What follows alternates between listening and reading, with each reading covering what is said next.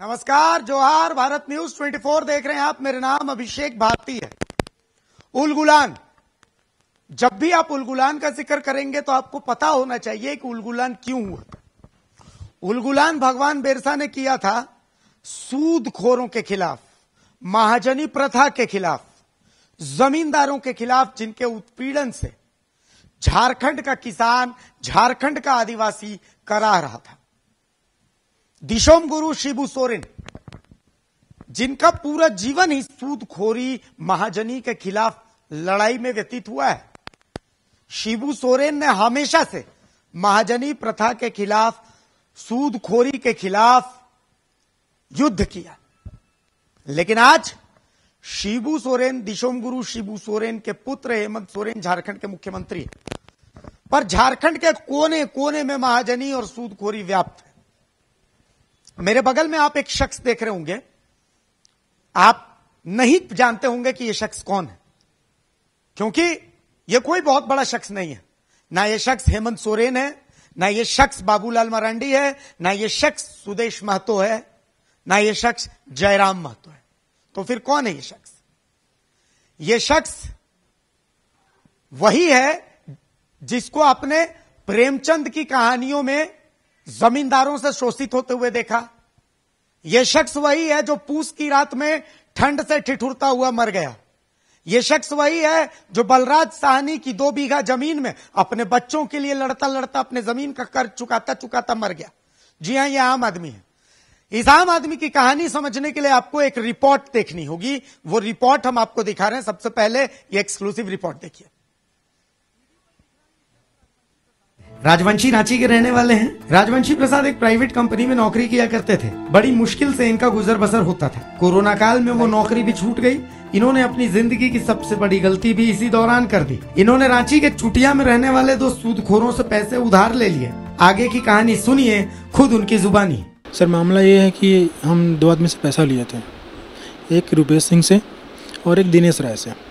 ठीक है, ये दोनों आदमी से पैसा लिए थे हम, और इनको पैसा हम जितना लिए थे उससे डबल दे चुके हैं। एक से लिए थे 50,000 रुपया, जो कि हम आपका 1,28,000 के आसपास हम दे चुके हैं, और एक आदमी से लिए थे 2.5 लाख रुपया।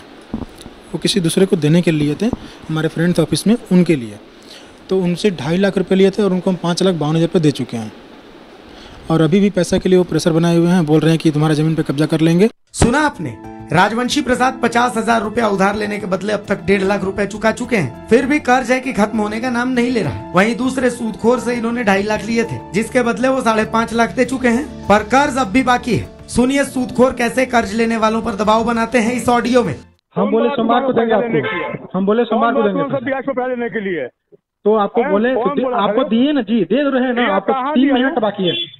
हम बाप थे, पैसा मांगने आ गया था। हाँ तो ठीक है, तो पैसा उठाने आ गया था, तब बाप थे हमने। तो आपको उतना दिए ना जी, दे तो रहे हैं ना आपको, वापस दो। उससे पीछे कहाँ हट रहे हैं? पैसा वापस दो। हाँ देंगे, हम समझ रहा है, हम देंगे वापस। तुम रिकॉर्डिंग करे तो अपना बाप को सुना दोगे। तो हम तो बोलते रहे देंगे आपको, बोलते रहे देंगे। तुम होशियार पट्टा के रहेंगे, रिकॉर्डिंग करता बाप को सुनाओगे। तो जब पैसा का रिकॉर्डिंग करा बात करे। इनका आरोप है कि पुलिस भी इनकी मदद नहीं कर रही है, जबकि सूदखोर खुद भी मान रहे हैं कि पैसे तो उससे मिल चुके हैं। अरे तू है बताओ ना, कौ रुपया दिला बरा का चीज का 15,000 दलनी होनी, 15,000 रुपये देनी है। ठीक बा, पहिल का 22 मैंने हो गल तेरा कितना 5 और 2 7 मैं तेरे हिसाब से मैं 7100 रुपया नहीं खेद तो मन तो सीधा बोल दे कि ना दे, सीधा खत्म करो। पुलिस इसमें कोई मदद नहीं करी सर। 2 महीना पहले तो हमने आवेदन दिया था, अभी तक कोई कार्रवाई नहीं हुआ सर। आवेदन आपकी तरफ से दिया गया? जी हाँ, हम कंप्लेन दिए थे सर। उनकी तरफ से नहीं है कुछ? नहीं, हम दिए थे रुपेश सिंह के खिलाफ, ठीक है, जो अभी तक कार्रवाई नहीं हुआ। उसका रिसीविंग हमने आपको दे चुका है सर। और दिनेश जी का कंप्लेन था, वो खुद किए थे जाकर के, ठीक है। हमको पुलिस बुलाया, पुलिस बुला करके हमसे पूछा, ठीक है, तो हमने पेमेंट जो उनको रिटर्न किया था वो हमने बोला, जिससे हम लेकर के पैसा वापस किए थे आपका, ये मार्च 2 तारीख को, ठीक है, वो हमने उनको बोला। वो फिर दिनेश जी को बुलाए, बुला करके उनसे क्या क्या बात किया हमको नहीं पता डिटेल्स, ठीक है। हम पुराना एग्रीमेंट मांगते रहे कि पुराना एग्रीमेंट दीजिए, उसमें 2.5 लाख का एग्रीमेंट लिखा हुआ है, हम पैसा इनको दे चुके हैं।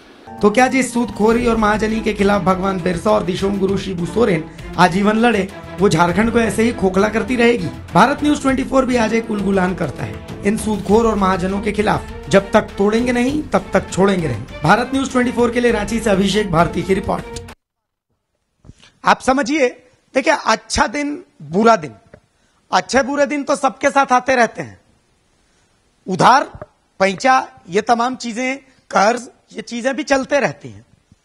भाई मैं कहता हूं कि कोरोना के काल में जब इतनी सारी नौकरियां गई, तो जब आदमी को कुछ समझ में नहीं आया तो हर कोई अपने जीवन में उधार लेता है। कुछ लोग बैंक से लेते हैं, लेकिन कुछ सूदखोर और महाजन इसी ताक में बैठे रहते हैं। आप उनके चक्कर में फंस गए तो आपका पूरा जीवन निकल जाएगा, लेकिन आप उनका पैसा पूरा नहीं दे पाएंगे।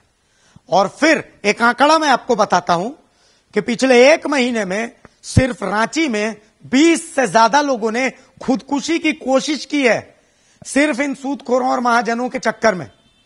मेरे साथ राजवंशी प्रसाद जी हैं, जो कि इन सूदखोरों और महाजनों के चक्कर में फंस गए। आप सोचिए, इन्होंने 2 लोगों से पैसे लिए, एक से 50,000 रुपए लिए, जिसको 1.5 लाख रुपए से ज्यादा लगभग दे चुके हैं। लेकिन अब भी वो आदमी कह रहा है कि नहीं, अभी तो तुमने सिर्फ इंटरेस्ट दिया है, मूलधन तो अभी दिया नहीं है। और अब वो बोल रहा है कि तुमने तो मुझसे 5 लाख रुपए लिए थे। और एक दूसरा शख्स है जिससे इन्होंने 2.5 लाख रुपए लिए थे, उसको 5,52,000 रुपए दे चुके हैं। वो भी कह रहा है कि भैया मुझे तो तुमने इंटरेस्ट दिया है, जो मूलधन है वो तो देना पड़ेगा। राजवंशी प्रसाद से मैं बात करता हूं। राजवंशी जी, मतलब क्या कारण रहा आपको पैसा लेना पड़ा किसी प्राइवेट आदमी से, मतलब कुछ बताइए क्यों? देखिए सर, एक्चुअली मैं पैसा लिया था मैंने बच्चे का एडमिशन कराने के लिए। बेटे का एडमिशन? जी। उसके बाद एडमिशन कराएं, उसके बाद उनका इंटरेस्ट देते देते मैं परेशान हो गया। अभी तक 2020 से पैसा मैंने उनको 1,28,000 30,000 के आसपास मैं पूरा दे चुका हूँ।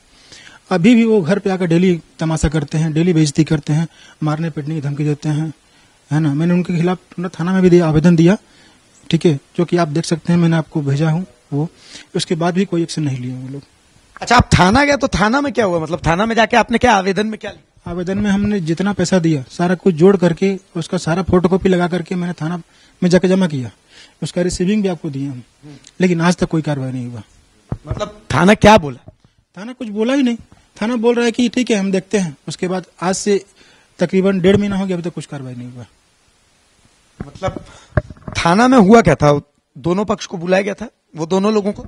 सिर्फ मुझे, मैं आवेदन दिया, ठीक है, बोले कि ठीक है आपने पेमेंट दिया है तो उसका सारा रिसीविंग लगा दीजिए।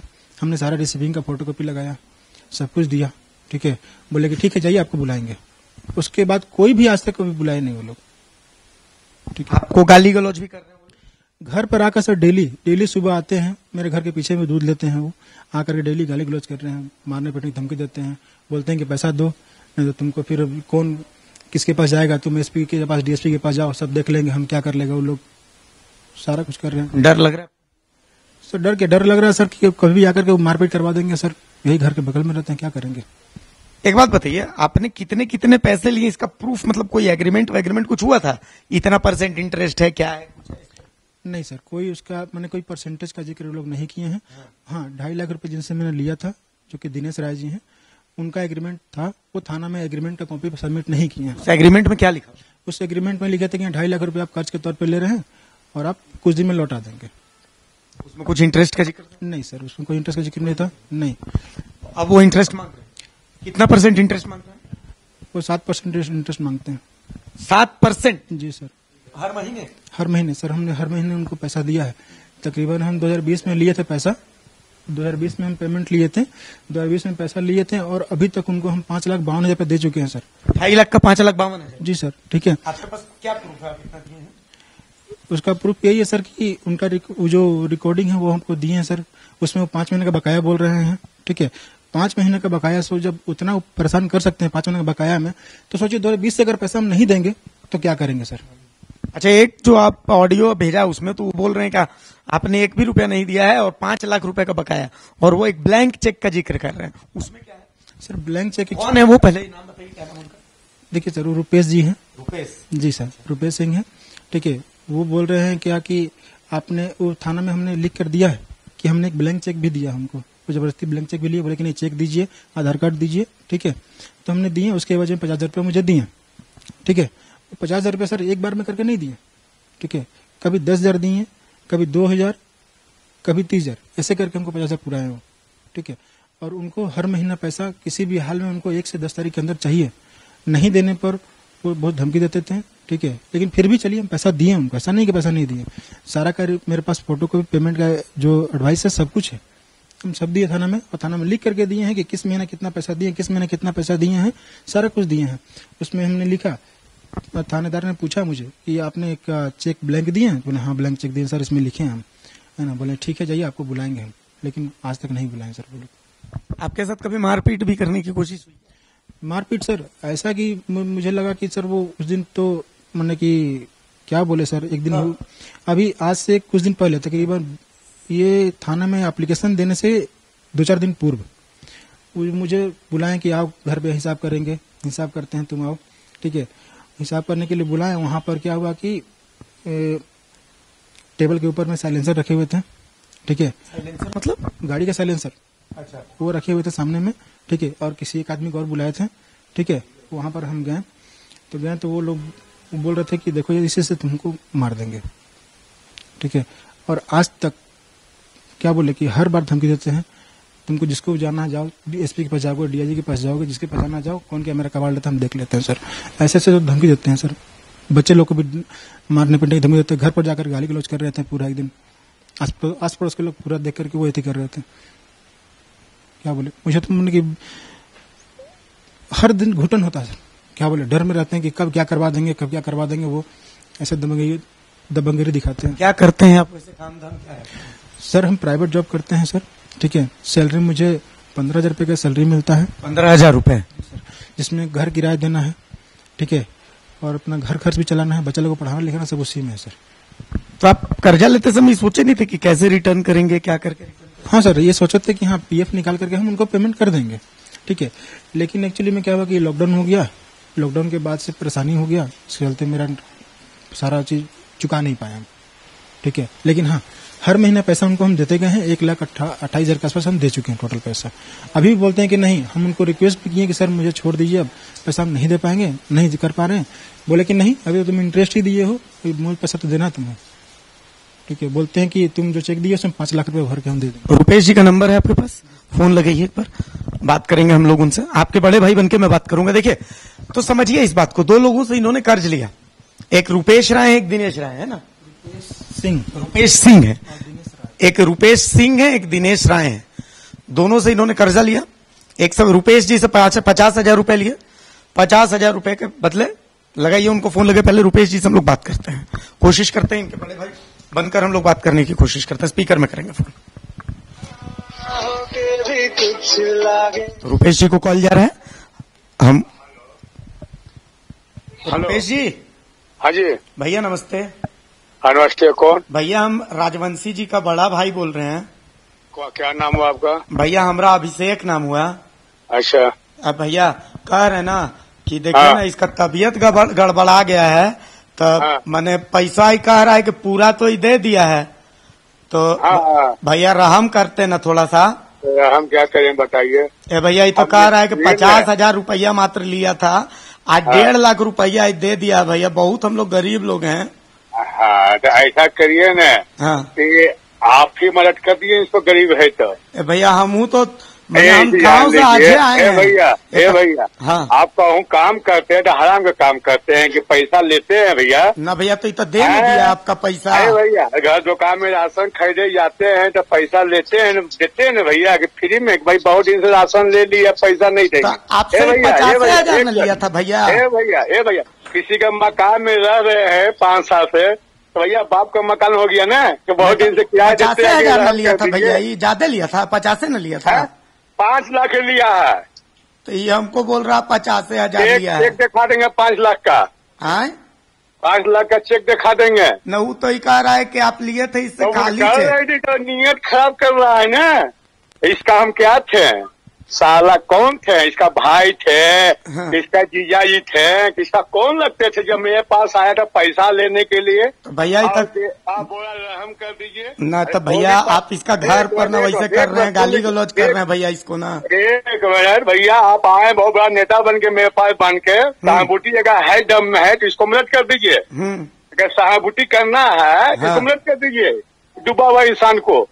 पैसा तो हम लेंगे ना, बैंक में क्या लेते हैं लोन तो बैंक छोड़ देता है न तो बैंक उतना इंटरेस्ट ना लेता है भैया। लोन लेता है तो बैंक छोड़ देता है भैया, उतना इंटरेस्ट ना लेता है बैंक। अरे भैया 1 साल से नहीं दिया है भैया, हम इंटरेस्ट कम मांगे, हम इंटरेस्ट देवे नहीं कि हमरा भाई पैसा लिया मिनट के रूप में लिया, मिनट के रूप में दे तो वापस कर दो। दिखा रहा है एक पास तो है, अकाउंटों में आपको दिया है भैया। अभी नहीं बोले इंटरेस्ट नहीं किया, पैसा लिया पैसा वापस कर दो, हम ऐसा बोले इसको। भैया नहीं सकेगा तो क्या करिएगा भैया? नहीं सकेगा तो उपाय करना होगा ना भैया। इतना गाड़ उघाड़ करने से क्या फायदा है भैया? वो भी पैसा लेगा ही लेगा ना, आप ही किसी को दिया दीजिएगा ना।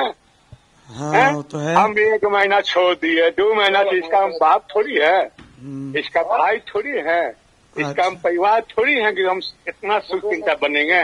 इसका भाई है, बाप है, लिखित में कुछ है। हाँ भैया, बहुत चीज है।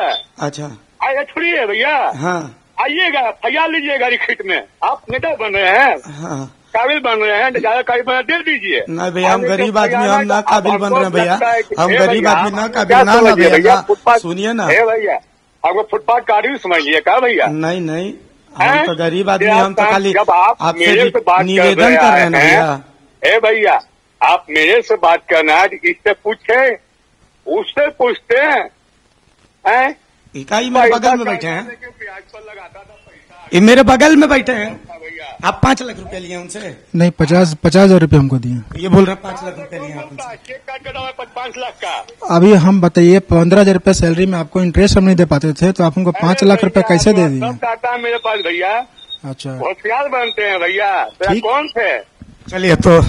चलिए धन्यवाद रुपेश जी, बहुत बहुत धन्यवाद। ठीक है, हम तो कोशिश किए, ठीक है।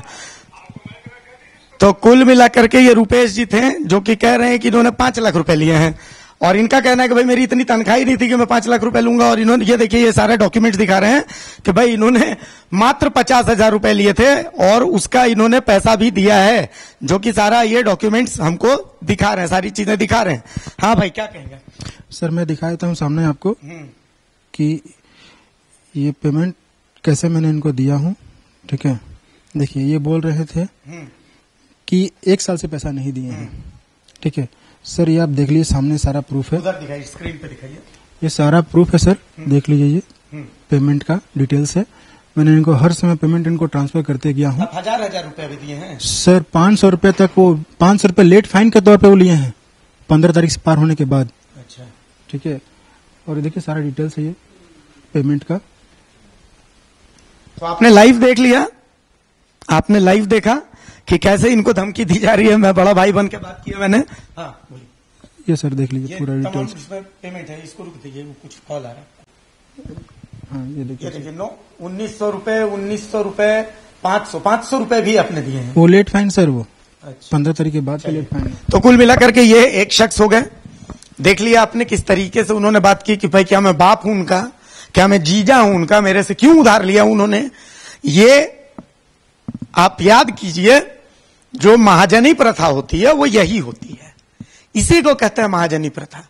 और यही है वो पीड़ित जो इस चक्र में फंस जाता है, इस सिस्टम में फंस जाता है, और उसके बाद फिर ये इधर से उधर, उधर से इधर दौड़ता रहता है, लेकिन इसको जो है राहत नहीं मिलता। अच्छा, अब दूसरे वाले की बात करते हैं। ये रुपेश तो हो गए, इनसे हम कल चलेंगे, कल मैं इनके साथ जाऊंगा और जाकर के इनसे मिलूंगा कि भाई अब आप बताइए इसमें क्या करना है, कैसे करना है। बहरहाल दूसरे वाले, उनकी तरफ से भी धमकी दी जा रही है, दिनेश राय की तरफ से। दिनेश राय जी तो सर थाना में बुला करके, ठीक है, और उन्होंने मेरा जमीन का पेपर लगा करके, ठीक है, और मैं जो उनको ब्लैंक चेक दिया था उसमें अमाउंट भर दिए हैं अपने मन से, और 4 लाख रुपए का क्लेम मुझे पे किए हैं। अच्छा, ठीक है, तो सब इंस्पेक्टर वो थे, ठीक है, वो मुझे बुलाए, ठीक है, वहां गए हम। तो उनके एक फ्रेंड है जितेंद्र सिंह, जो कि डोंडा थाना में पहले वो ड्राइवर थे, जो कि अभी उनके वहां से तबादला हो गया है, उनको बुला करके रखे थे। उनके थ्रू मुझे धमकी दिए और समझौता पत्र मुझे साइन करवाए, ठीक है, जिसमें 3,30,000 रुपए का समझौता मुझे किए, ठीक है, कि अभी आपको और देना है। और 3,30,000 रुपए पुलिस की तरफ से समझौता करवाएगा? हाँ, उनके साथ मिलकर समझौता कराए, ठीक है।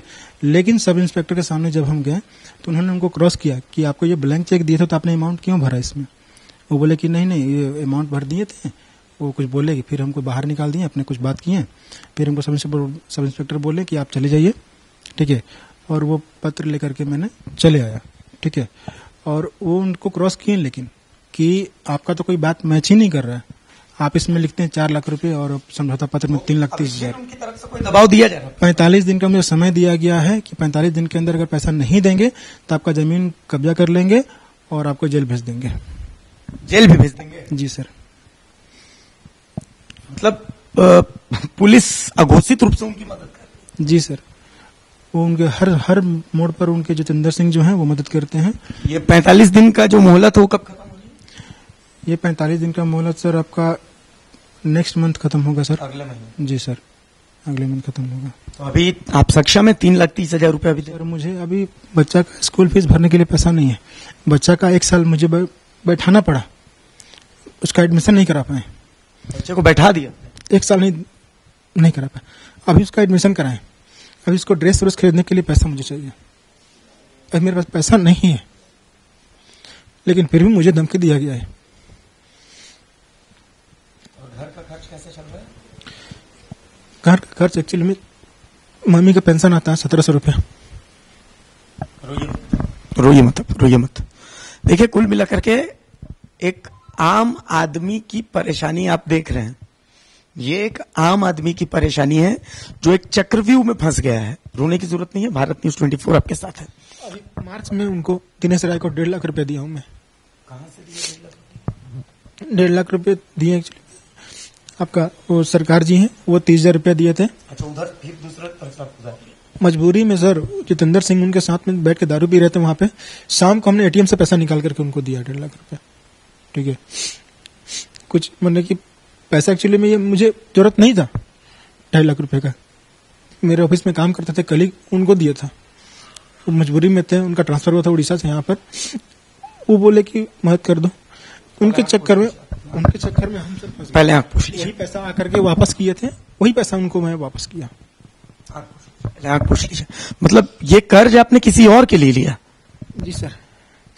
और मतलब गजब बात बता रहे हैं। तो मतलब मेरे पास भी अभी शब्द नहीं है। एक बात बताइए, आपने बताया कि आपकी तनख्वाह 15,000 रुपए है। जी सर। तो इस 15,000 रुपए में आप बच्चे की फीस भी भरते हैं, जी। घर का किराया भी देते हैं, हाँ। और घर में कोई बड़े बुजुर्ग नहीं है?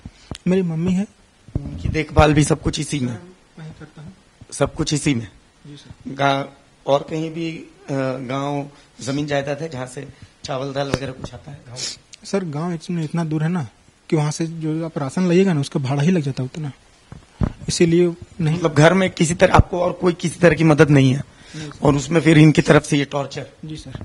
दिनेश जी को भी एक बार फोन लगाइए ताकि हम लोग उनसे भी पूछ सकें।